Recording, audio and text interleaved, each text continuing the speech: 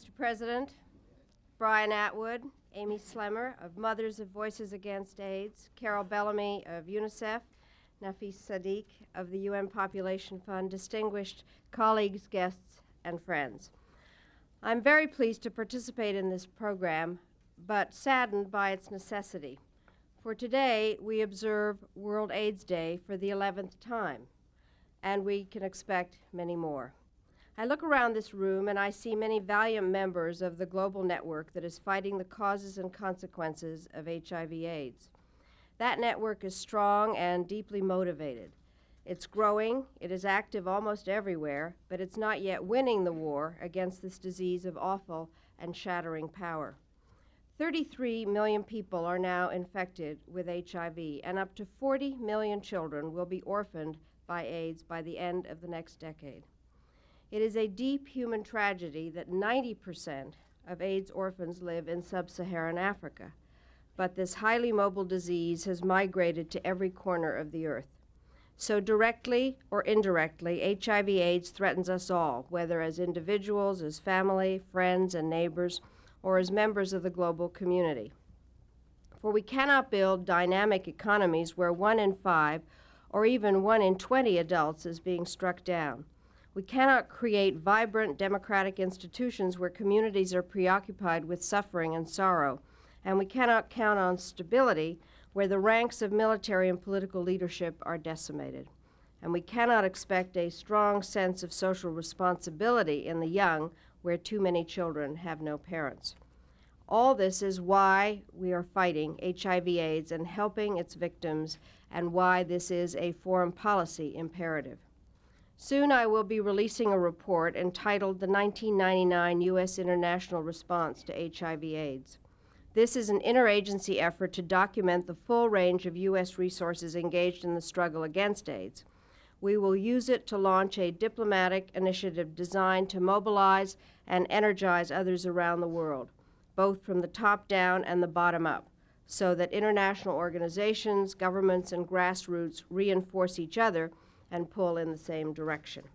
If we're to make progress, governments must understand what you and your overseas counterparts already understand, and that is that HIV/AIDS cannot be denied or ignored or patronized or put off until tomorrow. This is an urgent, deadly, global threat. It cannot be appeased, it must be confronted. And as Secretary of State, I will do all I can to see that this imperative is raised as a matter of international security at the highest levels, at every opportunity, in every region, on every continent. On this day of special dedication, let us vow to work together across all lines of profession, culture, and national borders so that we may bring closer the day when nations and people everywhere are aware of the dangers of this disease, all act to prevent its spread, all afflicted are helped and their human rights respected, and none rest until HIV/AIDS is conquered or controlled. I now would like to introduce the head of the agency whose employees have long been on the front lines of this fight, my good friend, the Administrator of the Agency for International Development, Brian Atwood.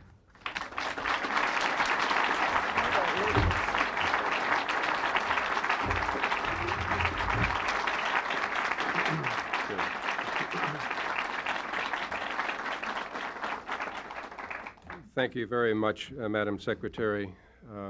Mr. President, Sandy Thurman, Frank Loy, Nafis Sadiq, several other distinguished guests in this room, let me first say how proud I am to serve as aid administrator under a president who really cares about the solution to this problem.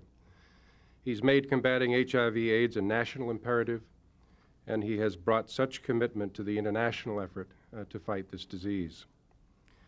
On this World AIDS Day, it is clear that we're fighting a battle that is still far from being won. There were 6 million new infections this year, over 2.5 million dead from AIDS in 1998 alone, and 600,000 infants and children infected. These are mind-numbing statistics, yet we all need to remember that the AIDS crisis is about real people. It's a crisis about families and children, about brothers and sisters, about communities, large and small. The United States has led the international response to this global pandemic, both because we care about the devastating personal impact of AIDS and because we understand its profound impact on the development potential of countries across the globe. Since 1986, the U.S. government, through USAID, has expended nearly $1 billion for the prevention and mitigation of this epidemic in the developing world. USAID's HIV/AIDS budget of $125 million for this year exceeds all other bilateral donors. We also provide 25% of the annual budget of UN AIDS. Yet with more than 660 new infections every hour, we face an incredible challenge. USAID is working in over 40 of the hardest hit countries in all regions of the world. Nearly 70% of our HIV/AIDS program assistance goes to small, non-governmental organizations which have direct connections to the poorest of the poor and those most vulnerable to the infection. In the past 5 years, we've provided AIDS education to over 22 million people and training to 180,000 new HIV/AIDS counselors and educators. We've provided over 1 billion condoms and developed new technologies so that people can protect themselves and their partners. We're just now beginning to see the fruits of these efforts. In Senegal, the Philippines, and Indonesia, early comprehensive HIV intervention programs have helped curtail and prevent major epidemics. Even more dramatic, in another set of countries, Uganda, the Dominican Republic, and Thailand, where intensive HIV/AIDS programs were launched after major epidemics had already begun, the numbers of new infections are now actually coming down. Now, these are real achievements, every bit as significant for the world as the breathtaking progress in HIV treatment in the United States. However, globally, the epidemic continues to rage. The President has talked about the impact this virus is having on children. Children have been hit twofold, both through the ever-increasing number of HIV infections in infants and because more and more are losing one or both of their parents to this disease. It's now estimated that over 10% of new HIV infections around the world occur in children under the age of 15, mainly due to infected mothers passing the virus on to their newborn children. This form of transmission is now the second most common way for persons to become infected. Tragically, almost all of these infected children will die by their 5th birthday. Last year, AID released a report, Children on the Brink, which described the looming crisis of AIDS orphans. In 1990, less than 20% of orphans in Africa were due to AIDS deaths. By the year 2010, 70% of orphans will be due to AIDS. In 9 sub-Saharan countries, 1/5 to 1/3 of all children under the age of 15 will be orphaned by the year 2000. Losing one or both parents to the lingering deterioration of AIDS takes a horrible toll on these children. They're more likely to suffer malnutrition, be forced into child labor, or suffer other illnesses. They are less likely to get an education or to have healthy families themselves later in life. USAID's primary mission is to protect men and women from becoming infected by HIV in the first place, so they will not pass it on to their newborns, and as parents will be able to care for their children. This critical mission must continue. However, the sheer number of infants becoming infected and the growing number of AIDS orphans call for an unprecedented, urgent response. We've had a lot of support from the U.S. Congress. In particular, Congresswoman Nancy Pelosi has been a real friend of our program, as have Senators Leahy and McConnell, Congressman Callahan, and Congressman Gilman. They've been the real heroes in this fight. In closing, let me just say that we live in an increasingly integrated world, as was recently been shown by the world financial crisis. For America to prosper, we need new markets and stable democracies, both of which could be threatened by the increasing threat of HIV/AIDS. America is a caring nation, as was shown by the outpouring of concern and tangible help to the victims of Hurricane Mitch just recently. It's vital that everyone realize that for most people in poor countries, Almost all that is changed with regard to HIV is the speed and extent of the disease's spread and the extent of its devastation. It is imperative that we constantly remind ourselves that if we fail to solve the problem of HIV/AIDS around the world, we will ultimately fail to solve the problem here at home. Now it is my great privilege to introduce a long-term activist for people living with HIV/AIDS. She's been the legislative counsel for Mothers' Voices, a nonprofit advocacy organization.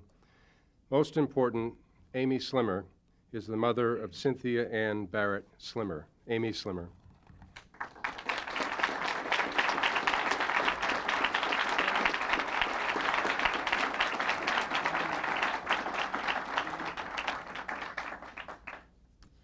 Mr. President, Secretary Albright, Surgeon General Satcher, Administrator Atwood, Director Thurman, and other distinguished guests.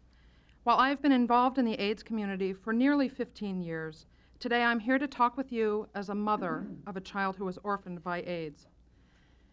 My daughter Cynthia and I are honored to participate in today's World AIDS Day observance and to be part of this historic commitment to addressing the needs of millions of children worldwide who are caught in the crossfire of the AIDS pandemic. While the number of children orphaned by AIDS is staggering, it's important to remember that these are not numbers. They are children. Children trying to survive the death of their parents. Children trying to learn to live again. Children searching for hope. Today, I'm proud to be able to tell you about just one of these children, my daughter Cynthia. Cynthia was born almost 9 years ago to a loving mother who was attentive, caring, and HIV positive. Carla Edwina Barrett reveled in raising Cynthia. She marked holidays as though each was a cause for great celebration and a chance to focus on the importance of family. For Halloween, Carla dressed Cynthia up in costumes for the nursery parade. At Christmas, Carla took Cynthia for pictures with Santa. Easter time included trips to church and Easter egg hunts. And between holidays, Carla volunteered to read stories in Cynthia's preschool. Some families have the luxury of taking these precious moments for granted. Carla and Cynthia did not. For short periods, Carla could run from the reality of her HIV infection, hoping their time together would last forever. But before long, she began to feel the debilitating effects of HIV disease. Simple things like walking Cynthia to and from school became increasingly taxing and required more and more of her time. Cynthia noticed her mother's sinking energy level and began asking what was wrong. Like most mothers, Carla initially tried to protect her daughter by convincing Cynthia that she was just tired. As HIV turned to AIDS, Carla's visit to the doctor became more frequent. There were days when Carla would drop Cynthia at school, rush to a doctor's appointment, and only to discover that she needed to be admitted to the hospital. And while this left her concerned about her health, it left her panicked about who would pick Cynthia up from school, explain to her what was going on, and who would care for her. It was during these unexpected emergencies that I was able to act as a safety net for Carla and Cynthia. I had known them both for a long time. 10 years ago, I volunteered to be a buddy for a woman who had HIV, and that woman was Carla. I was there when Cynthia was born and was able to share in the celebration when we found out that she, unlike Carla, was healthy and HIV-free. Beginning in those early days, we created a strong and close extended family. Each new hospital visit brought worse news about Carla's health. As she struggled with one AIDS complication after another, she was forced to make impossible choices that no parent should have to make. Carla wanted Cynthia's needs to come first. Occasionally, she would put off needed treatment to spend quality time with her daughter. Unfortunately, these healthy interludes would not last long before the horrors of AIDS would once again take hold. Cynthia could no longer be spared the pain of her mother's illness, and her life began to get very complicated. Carla's hospital stays took her away from Cynthia's classroom, where the other children had begun to expect her. Cynthia tried to explain her mother's absences to her friends, while not fully understanding them herself. Some people talk about the A word in school, and some merely kept their distance. Cynthia knew that something was terribly, terribly wrong. Like most children, Cynthia immediately assumed her mother's absence and even her illness were her fault. During those nights that she spent with me while her mother was hospitalized, I tried to comfort her and discourage her from blaming herself. But even with my reassurances, Cynthia would waken in the night with fears and nightmares. Before long, Carla understood that she needed to face her own death. And while this reality scared her, nothing compared to the anguish she felt about grappling with who would raise Cynthia when she was gone. Cynthia was only 5, and she had her whole life ahead of her. One of the most painful conversations I have ever had was discussing with Carla her wish that I raise Cynthia after Carla died. Carla was desperate to be sure that Cynthia had the love and guidance she needed to hang on to her dreams. I agreed that day, when we had the conversation, that I would try to give Cynthia the best chance I could. Knowing that Cynthia would not be left alone gave Carla comfort and peace. Millions of children around the world, just like Cynthia, need a second chance and do not get it. Millions of mothers around the world, just like Carla, search for that feeling of peace before they die, and they never find it. I can't imagine their pain, and that's why I'm here today. After her 8-year battle with AIDS, Carla died at the age of 25. While our grief continues, Cynthia and I are now a happy family. I'm a little overprotective, but we're blessed with a home and a patient pediatrician and a family support system that understands that it really does take a village to raise a child. Cynthia is a brilliant little girl who is now thriving at a new school. She makes friends easily, is a star soccer player, and a joy to parent. While she enjoys all the pursuits of a typical 8-year-old, she is wise beyond her years about death and dying. Every day I try to live up to my promises to Carla. I try to raise Cynthia as a happy child who is proud of her African American heritage, who knows no prejudice in her heart, and who, when the time comes, will honor Carla's memory by living up to her full potential. The lessons I have learned on this journey have been invaluable. As a mother, I know what it means to be grateful. Grateful for Cynthia's health, for her smile, and for our future as a family. I want all mothers what all mothers want, a chance to make the world a better place for my child and for all children. So today, I join with the voices of mothers from Baltimore to Botswana, from the South Bronx to Southeast Asia, in villages, in cities, on farms, and in the suburbs. Mothers are crying out that the coming generation is in jeopardy.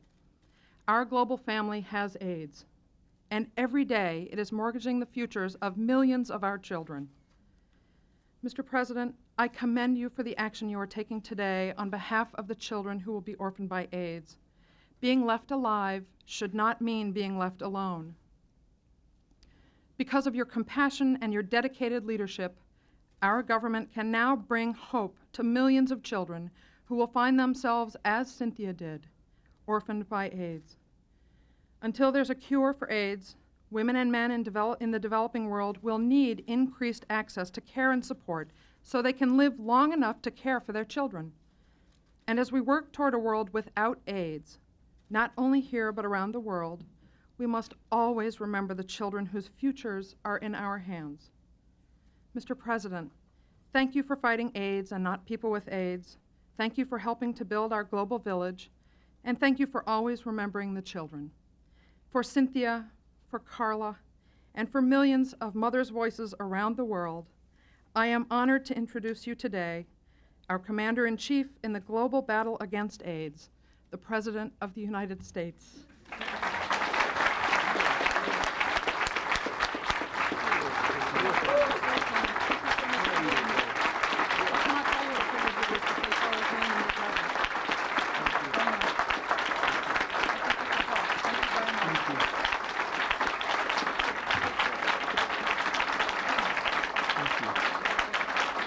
Thank you very much.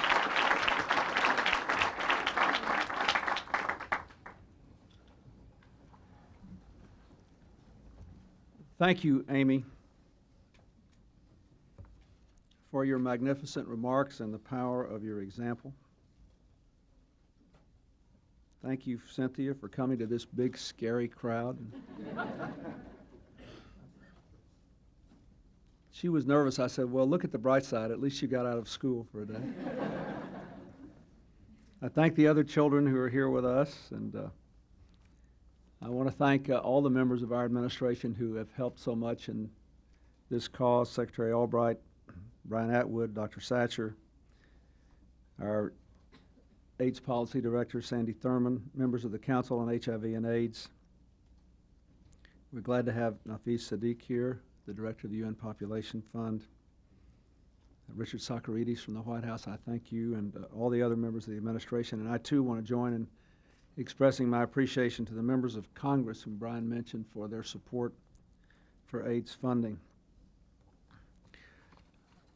But I especially want to thank Amy for being here and reminding us of what this is all about. When she was speaking,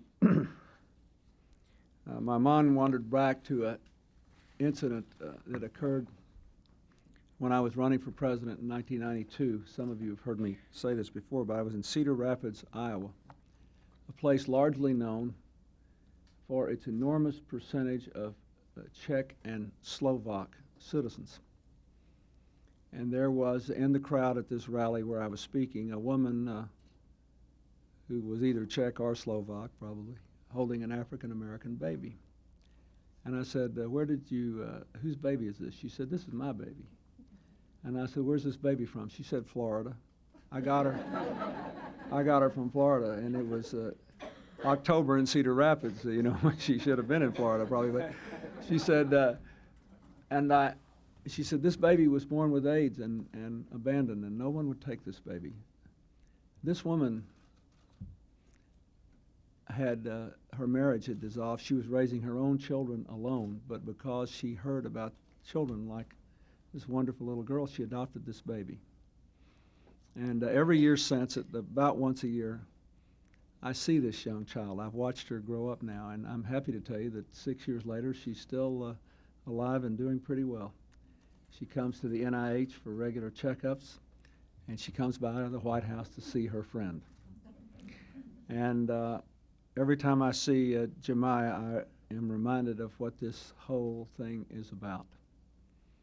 So, and I think I should tell you one other thing. When Amy was standing up here with me and I was telling her what a fine job she did, she said, I'm so glad that Carla could be here, that Cynthia could be here, and that I could say Carla's name in your presence. This is, I think, very important for people who have not been touched in some personal way, who have never been at the bedside of a dying friend, who have never looked into the eyes of a child orphaned by AIDS or infected with HIV, to understand.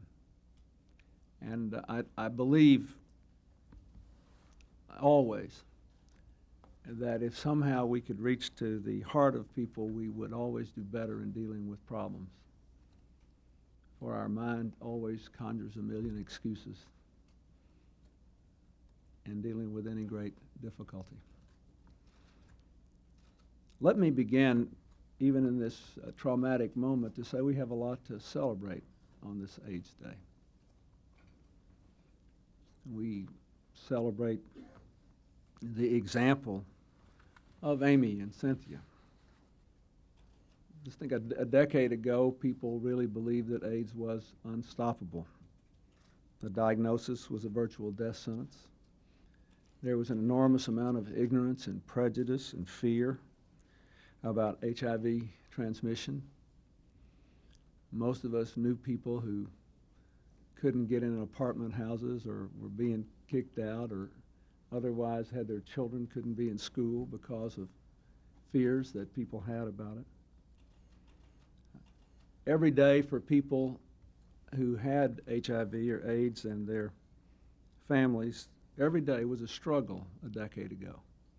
A struggle for basic information, for treatment, for funding, and all too often for simple compassion. For 6 years, thanks to many of you, we have worked hard to change this picture. And so have tens of thousands of other people across our country and across the globe. We've worked hard to draw attention to AIDS and to better direct our resources by creating the Office of National AIDS Policy and the President's Council on HIV and AIDS. We had the first ever White House conference on AIDS. We helped to ensure that people with HIV and AIDS cannot be denied health benefits for pre-existing conditions. We accelerated the approval of more than a dozen new AIDS drugs, helping hundreds of thousands of people with AIDS to live longer and more productive lives. Working together with members of both parties in the Congress, we increased our investment in AIDS research to an historic $1.8 billion. This year, we secured $262 million in new funding for the Ryan White CARE Act, providing medical treatment, medication, even transportation to families coping with AIDS. This October, we declared that AIDS had reached crisis proportions in the African American, Hispanic American, and other minority communities, and fought for a $156 million initiative to address that. Today, the Vice President is announcing $200 million in new grants for communities around the country to provide housing for people with AIDS. The results of these and other efforts have been remarkable. For the first time since the epidemic began, the number of Americans diagnosed with AIDS has begun to decline. For the first time, deaths due to AIDS in the United States have declined. For the first time, therefore, there is hope that we can actually defeat AIDS. But all around us there is, as we have heard from all the previous speakers, fresh evidence that the epidemic is far from over, our work is far from finished, that there are rising numbers of AIDS in countries like Zimbabwe, where 11 men, women, and children become infected every minute of every day. There are still too many children orphaned by AIDS, tens of thousands here in America, tens of millions in developing nations around the world. And when so many people are suffering, and with HIV transmission disproportionately high still among our own young people here in America, it's all right to celebrate our progress, but we cannot rest until we have actually put a stop to AIDS. I believe we can do it by developing a vaccine, by increasing our investment in other forms of research, by improving our care for those who are infected and our support for their families. Last year at Morgan State University, I declared that we should redouble our efforts to develop an AIDS vaccine within the decade. Today, I'm pleased to announce a $200 million investment in cutting-edge research at the NIH to develop a vaccine. That's a 33% increase over last year. With this historic investment, we are one step closer to putting an end to the epidemic for all people. I'm also pleased to say that there will be more than $160 million for other new research critical to fighting AIDS around the world, from new strategies to prevent and treat AIDS in children to new clinical trials to reduce transmission. And as hard as we are working to stop the spread of AIDS, we cannot forget our profound obligation for the heartbreaking youngest victims of the disease, the orphan children left in its wake. Around the world, as we have heard, millions of children have lost their parents. Their number is expected to rise to 40 million over the next 10 to 15 years. Some of them are free of AIDS, others are not. But sick or well, too many are left without parents to protect them, to teach them right from wrong, to guide them through life and make them believe that they can live their lives to the fullest. We cannot restore to them all they have lost, but we can give them a future, a foster family, enough food to eat, medical care, a chance to make the most of their lives by helping them to stay in school. Today, through Mr. Atwood's agency, we are committing another $10 million in emergency relief that will, though seemingly a small amount, actually make a huge difference for many thousands of children in need around the world. I'm also directing Sandy Thurman to lead a fact-finding mission to Africa, where 90% of the AIDS orphans live. Following the mission, she will report back to me with recommendations on what more we can do to help these children and give them something not only to live for, but to hope for. 11 years ago, on the first World AIDS Day, we vowed to put an end to the AIDS epidemic. 11 years from now, I hope we can say that the steps we took today made that end come about. if it happens, it'll be in no small measure because of people like you in this room, by your unfailing, passionate devotion to this cause, a cause we see most clearly expressed in the two people sitting right behind me. Thank you all, and God bless you.